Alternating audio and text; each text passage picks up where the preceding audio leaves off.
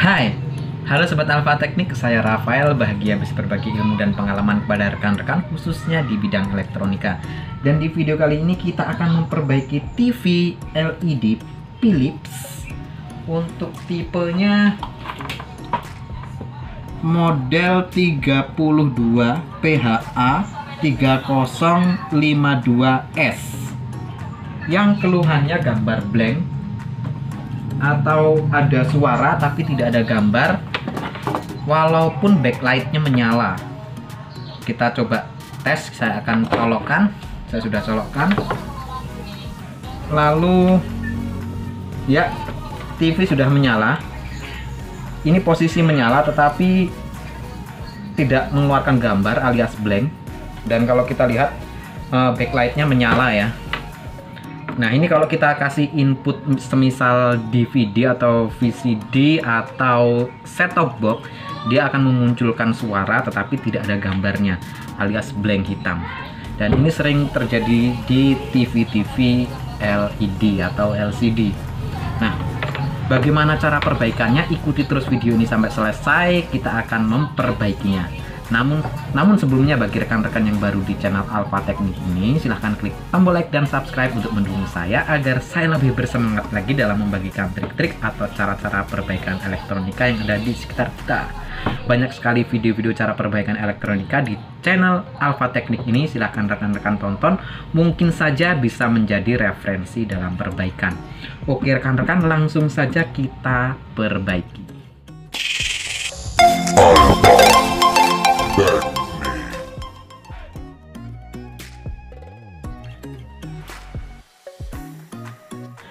Nah, oke rekan-rekan, ini bagian dalam mesin dari TV Philips ini. Untuk model televisinya yaitu ini rekan-rekan, 32 PHA 3052S garis miring 70.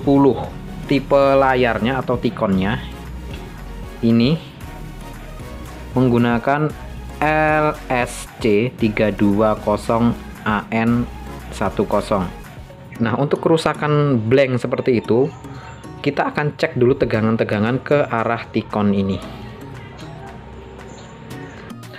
Oke rekan-rekan, kita akan melakukan pengetesan tegangan di bagian tikon. Kita akan nyalakan dulu televisinya. Oke, kita akan colokkan televisinya. TV sudah saya colokkan. Tunggu sampai backlightnya menyala.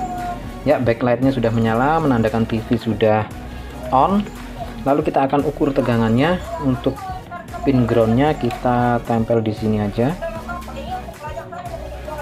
Nah, untuk di bagian tikon sendiri sudah ada keterangan-keterangannya untuk titik poin atau test point yang kita akan lakukan pengukuran. Nah, untuk setiap tikon berbeda-beda untuk kodenya. Ada yang kodenya semisal VON, VGH, VGL, lalu VCC 1,8 atau 3,3 dan lain-lain. Biasanya sudah tertera di area tersebut. Nah, untuk TV Philips model seperti ini biasanya yang sering terjadi adalah hilangnya tegangan tinggi atau tegangan VGH atau VON-nya. Nah, kita akan cek dulu tegangan yang ke arah tikon ini sebesar sekitar 12 volt atau V-in-nya. Di sini sudah ada terlihat tulisan 12 volt, atau rekan-rekan bisa cek di sini ada semacam resistor tapi berbentuk seperti sekring. Nah, di sini cek tegangan V-in. Jadi ada tegangan sebesar 12 volt dari mesin atau motherboard yang ke arah tikon. Itu dicek dulu. Kalau itu nggak ada tegangan, bisa juga menyebabkan blank. Nah, kita cek di sini. Di sini ada resistor seperti fuse, ada kodenya I. Ya, ada tegangan masuk sebesar 13 volt. Ya. Lalu di sini ada tulisan V-in 12 volt. Kita ukur, ya ada 13 volt. Ya, terbaca 13 volt. Jadi untuk tegangan ketikonnya bagus. Lalu kita ukur V-on-nya di sini. Sudah ada tulisan V-on. Kita ukur ternyata 0 83, sekian milivolt, sangat kecil sekali, berarti ada konslet di dalam. Lalu kita cek tegangan, di sini ada titik poin VCC 3,3. Kita cek di sini 3,3 ada. Lalu di sini VCC 1,8 kita cek 1,8 ada. Oke, setelah kita cek beberapa tegangan termasuk V-on, VCC 1,8, 3,3 dan V-in-nya 12 volt ada. Nah, rekan-rekan fokus di V-on-nya.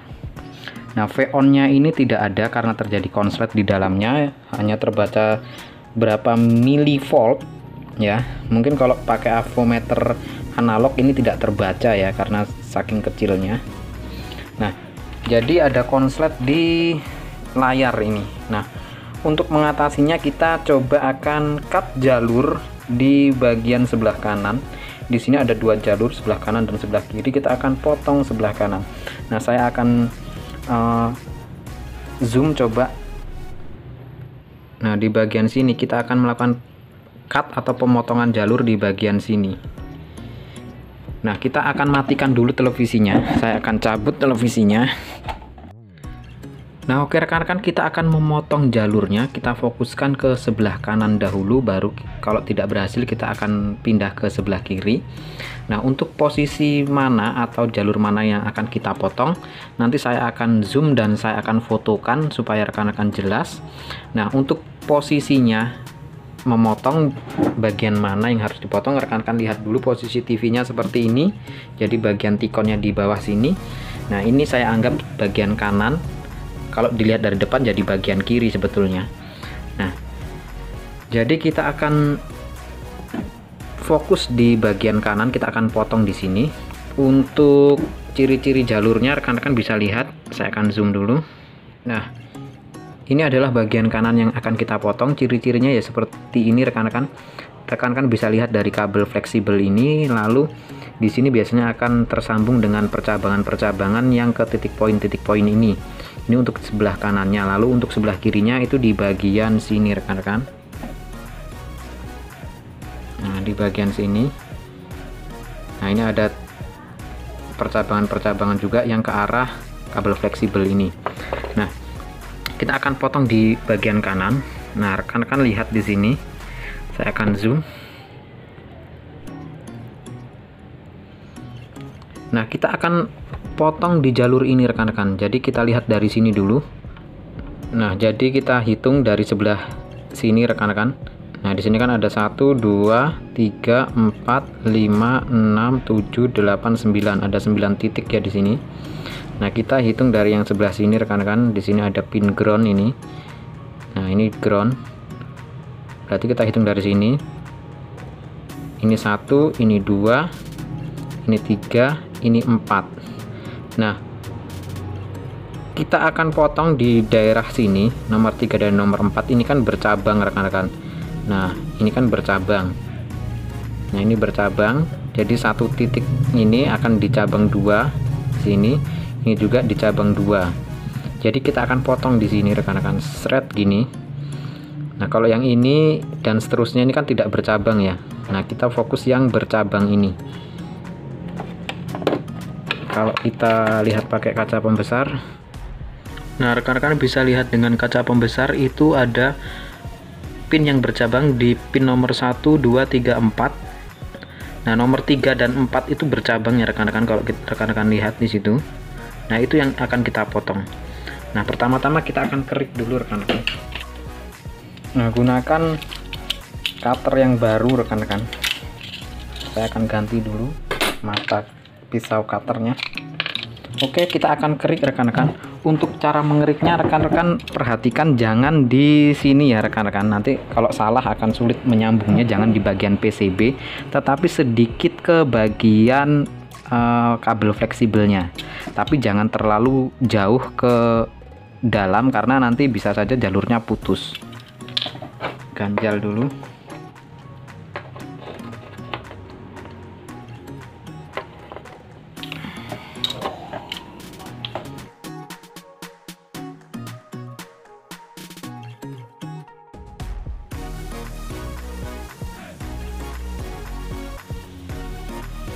lalu saatnya kita akan memotong jalurnya rekan-rekan. Nah, untuk memotong jalurnya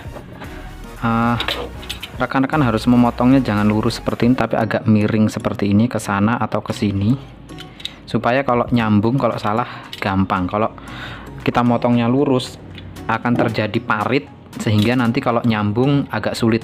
Cuma bisa saja diakali dengan dijemper.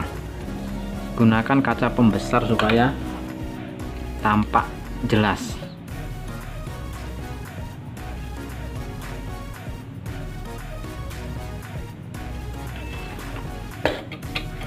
Ya, oke. Saya sudah melakukan pemotongan atau cut. Nah, saya akan fotokan hasilnya rekan-rekan. Nah, rekan-rekan bisa lihat di samping ini hasil fotonya. Nah, seperti itu rekan-rekan. Nah, untuk hasil yang cut yang baik seperti ini rekan-rekan, jadi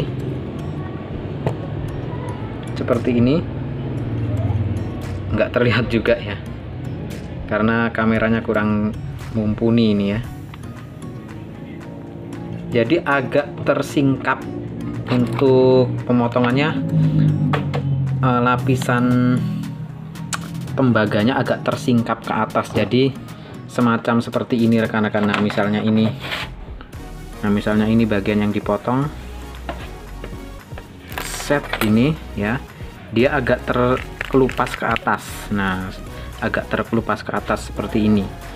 Nanti saatnya kita salah memotong untuk menyambung lagi, kan ini tinggal ditempelkan gini, dikasih tenol sedikit bisa. Nah, untuk hasil yang bagus. Tapi kalaupun rekan-rekan sudah terlanjur jadi kawah atau jadi parit, ya nanti dijemper. Yang penting rekan-rekan untuk memotongnya di daerah sini ya rekan-rekan, di daerah dekat dengan kabel fleksibel. Maksudnya kabel fleksibelnya ini kan ada yang terlem, dari sini sampai sini kan terlem ini. Nah, kita ambil setengahnya, kita kerik setengahnya. Nah, rekan-rekan motongnya di daerah situ. Nah, lalu saatnya kita tes saja rekan-rekan.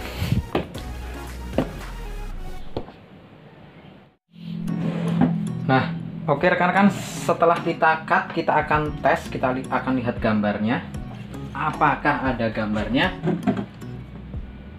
Sudah muncul atau belum? Kita akan nyalakan, kita akan colokkan.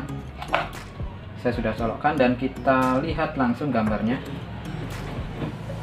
Ya rekan-rekan, logo Philips-nya sudah muncul dan layar birunya sudah muncul rekan-rekan.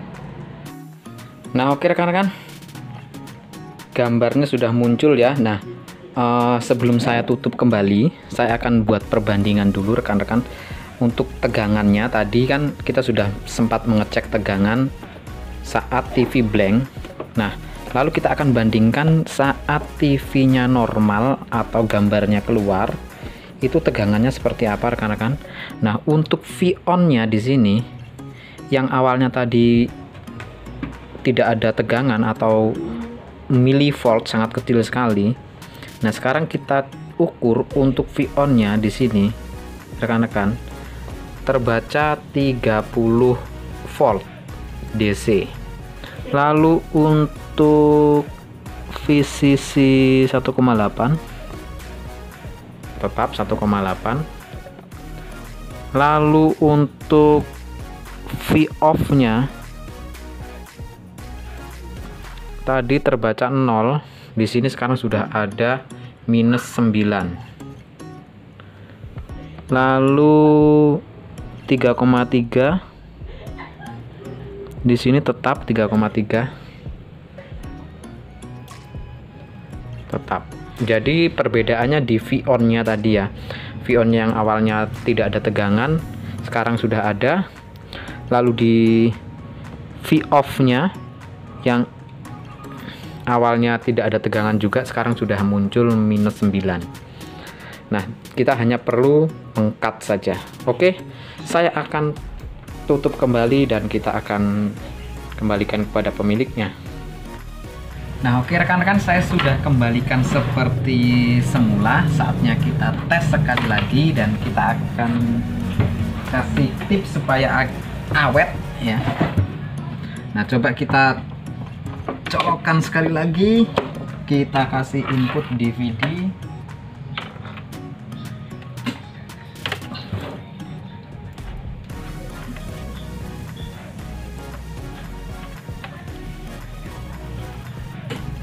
Oh iya, saya tidak akan menampilkan atau mendengarkan suaranya karena takutnya kena copyright YouTube untuk suara dari film ini. Nah, gambarnya sudah bisa muncul. Nah, lalu ini perlu diedukasi juga untuk pemiliknya nanti bahwa tindakan seperti ini hanya bisa dilakukan untuk satu kali servis karena kita memotong satu jalur. Kalau di LCD itu ada 2 jalur, yang ke LCD karena kita sudah memotong satu jalurnya, jika suatu saat terjadi kumat, kita tidak mungkin memotong jalur yang satunya karena ya akhirnya kan tidak ada data atau tegangan ke layar, jadi sama saja blank, jadi hanya satu kali tindakan. Nah, agar lebih awet, rekan-rekan bisa mengatur bagian kontrasnya. Ini perlu dijelaskan juga kepada pemiliknya. Kita masuk ke gambar, setelan gambar. Nah, lalu rekan-rekan, ini kan terlalu tinggi untuk kontras, kecerahan, saturasi, rona, ketajaman, dan lain-lain, warna juga. Ini kita turunkan rekan-rekan di bawah 50 ya. Nah, untuk TV yang di dalam ruangan sepertinya di bawah 50 itu sebetulnya sudah nampak bagus ya. Kecuali kalau TV-nya terlalu kuat di ruangan yang terlalu kuat cahayanya seperti outdoor gitu ya, memang harus ketajamannya harus tinggi. Nah, ini saya buat ke 40 semuanya agar sedikit lebih awet. Untuk keawetannya, nah untuk keawetannya ini tergantung nasibnya ya. Untuk elektronik itu memang banyak nasibnya juga. Saya pernah memperbaiki untuk cut jalur seperti ini, hanya bertahan beberapa hari rusak lagi, ada bahkan ada yang bertahun-tahun juga sampai 3 tahun 4 tahun belum rusak kembali ada. Nah, jadi tergantung keberuntungannya juga, tetapi intinya kita bisa mencoba cara itu untuk alternatif kerusakan pada layar. Oke rekan-rekan, seperti itu dulu video kali ini. Jangan lupa klik like dan subscribe, juga share videonya agar ilmunya bermanfaat bagi orang lain juga, serta menjadi ladang pahala bagi kita semua. Hargai ilmu dan pengalaman, karena ilmu dan pengalaman itulah yang dibayar mahal. Oke rekan-rekan, sampai jumpa di video-video saya selanjutnya. See you, bye-bye.